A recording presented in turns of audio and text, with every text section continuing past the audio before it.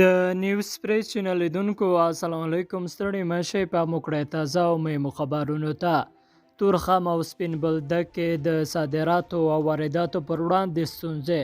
په تورخم او سپین بولدک کې لا هم د صادراتو او وارداتو پر وړاندې ستونزې موجودې دي او سوداګر یې له امله شکایت لري. سوداګر او د افغانستان د صنعتکارانو ټولنه مشر جابر صافي ازادي راډیو ته ویل اړوند چارواکي د ژر تر ژره د ستونزې د هوارۍ لپاره اقدام وکړي. د نوموړي په خبره د افغان سوداګرو پر مخ باید د نورو هیوادونو دروازې هم خلاصې شي. دا په داسې حال کې ده چې پر افغانستان د طالبانو په واکمنېدو سره د پاکستان په شمول یو شمېر ګاونډیو هیوادونو له افغانستان سره د سوداګرۍ لپاره خپلې پولې وتړلې. پاکستان تېره اونۍ د لړم په 11 نیټه د سپین بولدک لار د عامو افغانانو سوداګرو پر مخ پرانیسته. او حنیفي وایي اسلامي امارت د آغا خان بنسټ د انکشافي پروژو هرکلی کوي.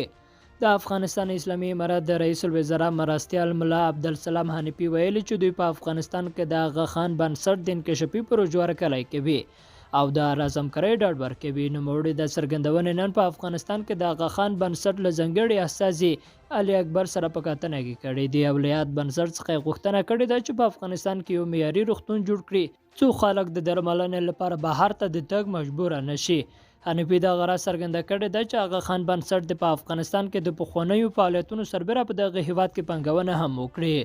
لیدونکو له غوږ نیولو مننه. ښې چاره.